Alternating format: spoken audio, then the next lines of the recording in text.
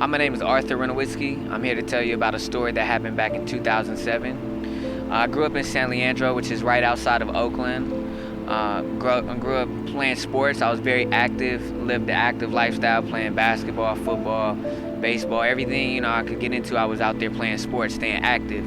Growing up, another big passion of mine was music, playing music, doing music and listening to guys like Tupac, Bob Marley, Lupe Fiasco, because those dudes had a story to tell. And I knew one day I wanted to be a part of music, but I was just some little kid, that had a dream to do music one day. Leading up to what had happened, the day that changed my life was December 2nd of 2007. Now this day changed my life forever. It was a normal day, woke up, it was a Friday. I was feeling really good about the day, feeling really good about myself. And, me and my friends decided to go out to a nightclub one night called City Nights in San Francisco. 18 and over nightclub. I'd been going there before, never thought anything would ever happen.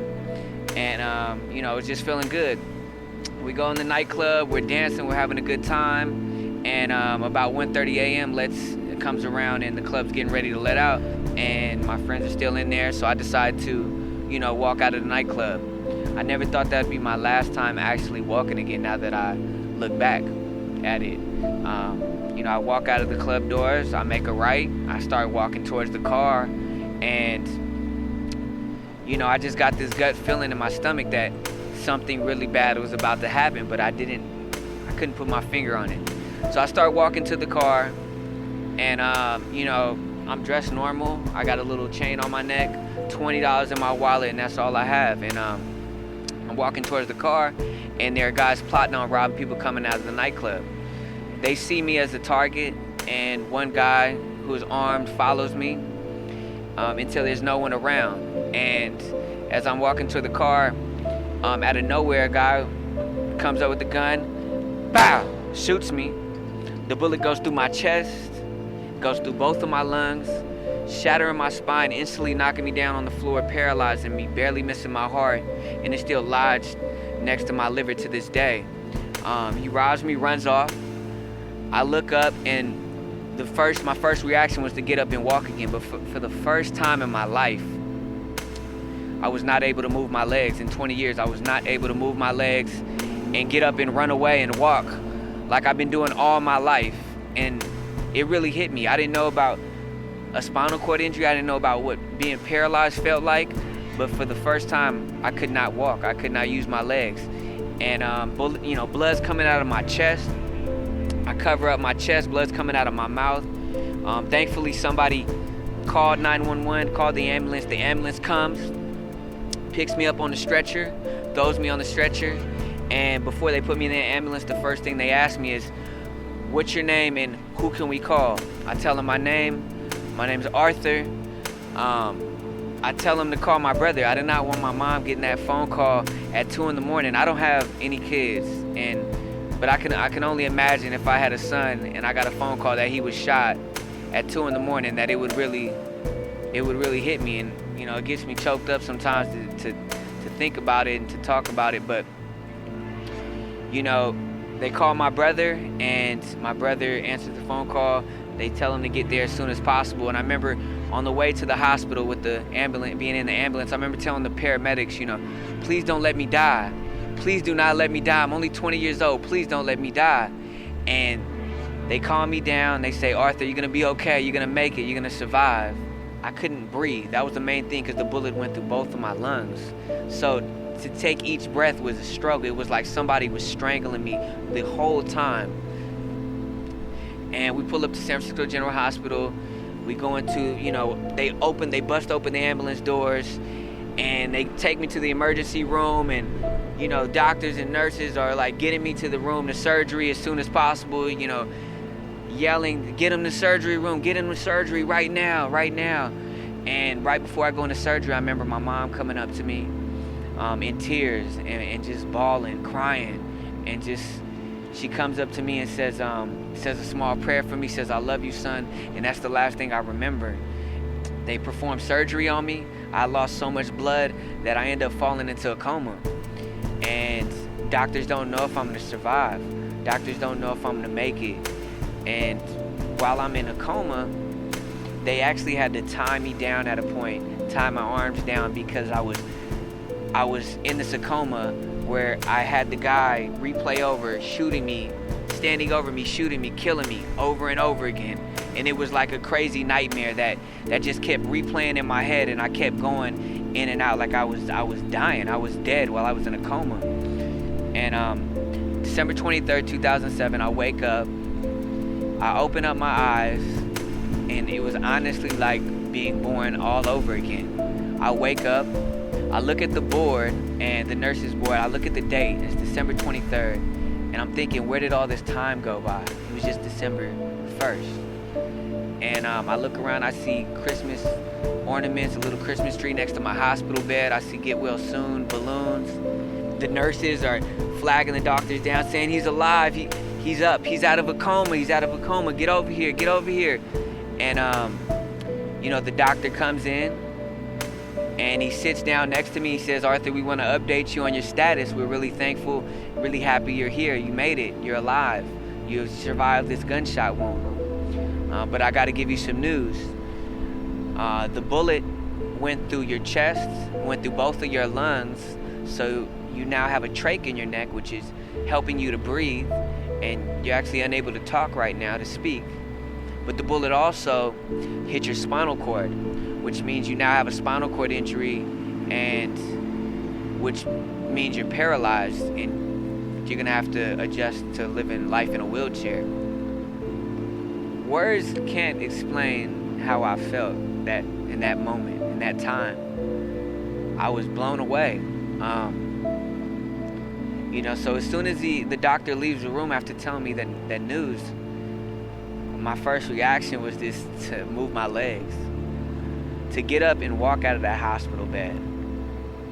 And for the first time in my life, I was not able to tell my legs to walk, to move.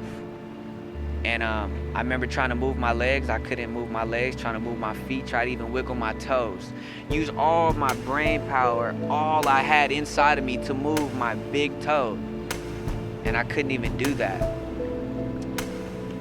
I got my voice back, and from that day on, I promised myself that I would never, ever take my voice for granted, that I would use it somehow, some way. I was gonna tell my story and share what happened to me.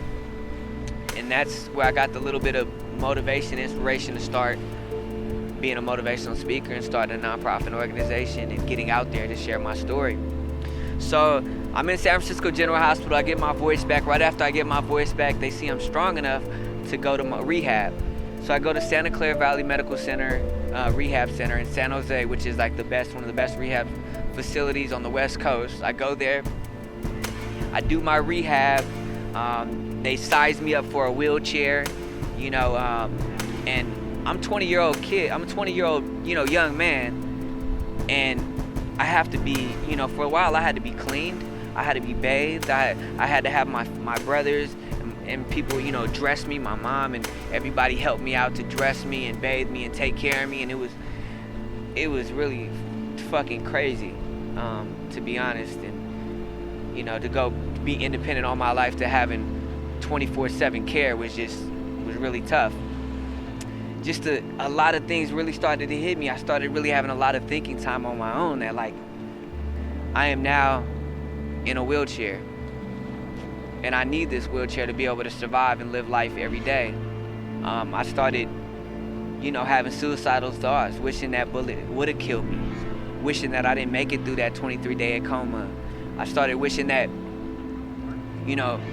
I started thinking, like, why did this happen to me? Why did I have to be paralyzed? Couldn't I just been shot and went through that amount of pain? Why did I have to have this new life in a wheelchair? And why did I even go out that night? Why did this happen to me? I started having all these whys and being really depressed. And, I needed some hope. And my family, I'm very thankful for my family and, the friends that are in my life, my family support, because they were there with me. They were there for me when I was at my lowest point, giving up on life, wishing that bullet would have killed me. And I'm very thankful for my family. I'm very thankful for my friends and everybody in my life, because they got me out of that room, and they took me one day I remember they took me out to say, you know, we're gonna go ride bikes.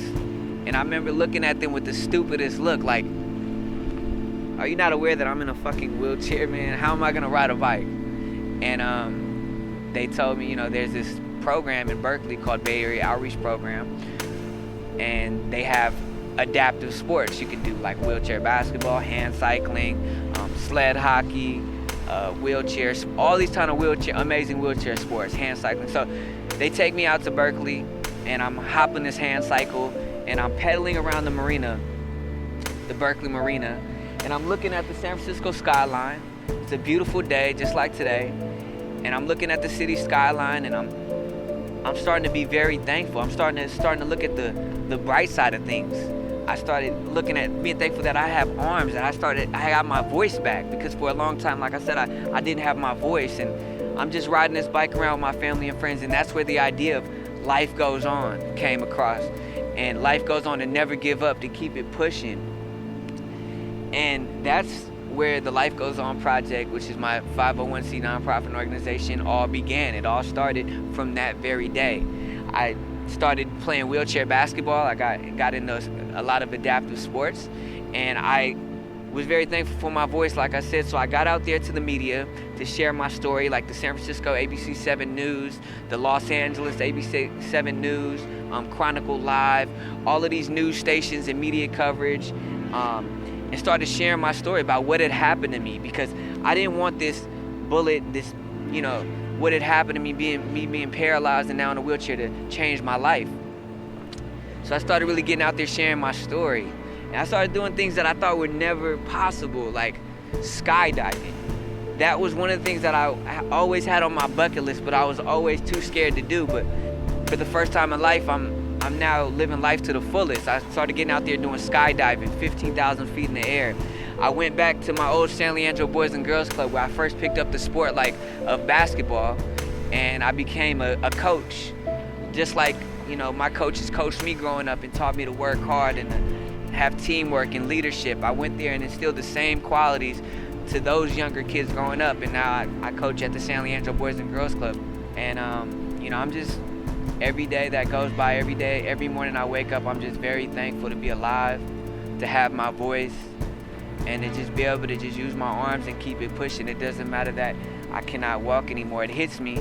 To this day, it does hit me. I'll be, you know, out, and I'll be scared that, you know, I might get shot again, or I might get hurt. You know, I just have to think about the positive things in life and keep it pushing, and, you know that life truly does go on. We're still breathing, we have good health, and we're able to do the things that we love in life.